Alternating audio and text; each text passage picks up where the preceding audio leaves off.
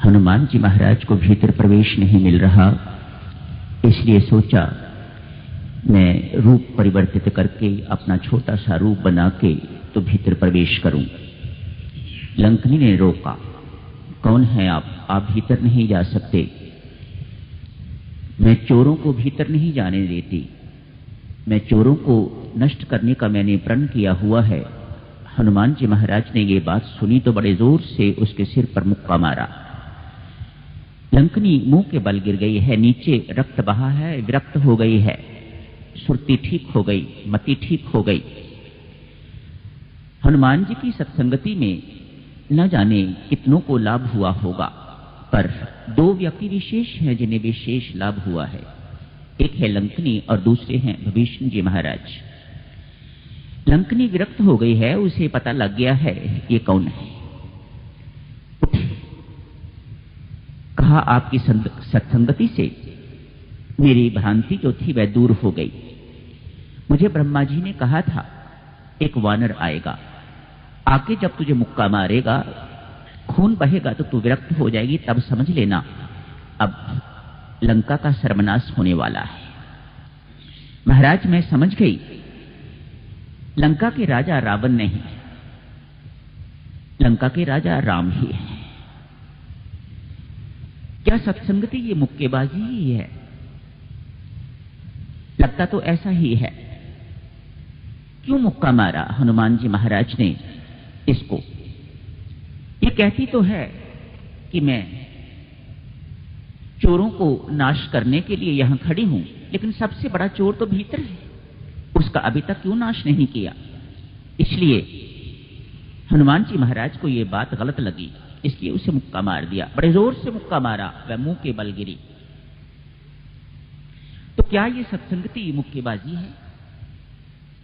आप थोड़ा एनालाइज करके देखें तो सत्संग में मुक्केबाजी तो होती ही है।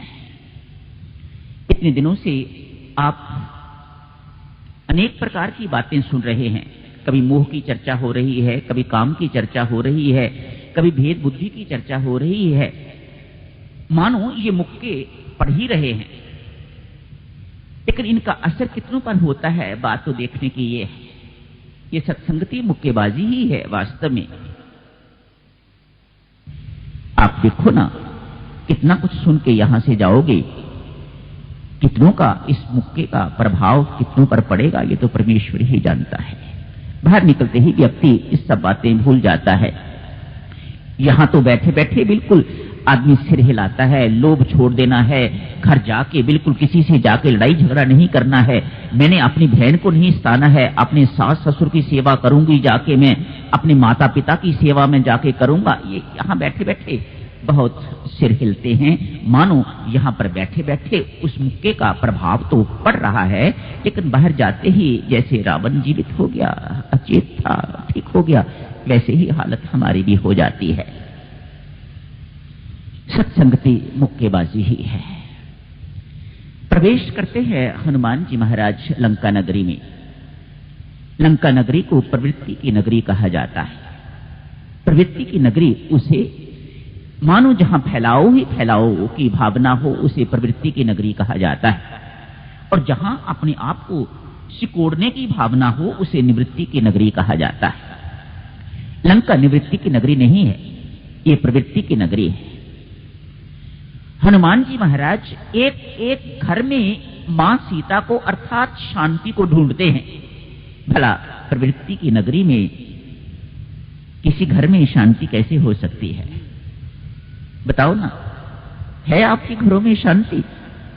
जहां फैलाव की भावना है, प्रवृत्ति नगरी है, जहां पर गृहस्थी बढ़ाई जा रही है, अपना कारोबार बढ़ाया जा रहा है, अपना सब कुछ बढ़ाया जा रहा है, संतान बढ़ाई जा रही है, सब कुछ किया जा रहा है।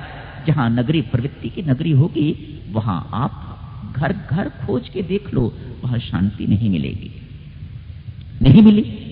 हनुमान जी महाराज ने प्रवृत्ति नगरी का एक एक घर छान डाला, लेकिन मां सीता वहां नहीं मिली। मां सीता अर्थात शांति वहां कैसे हो सकती है?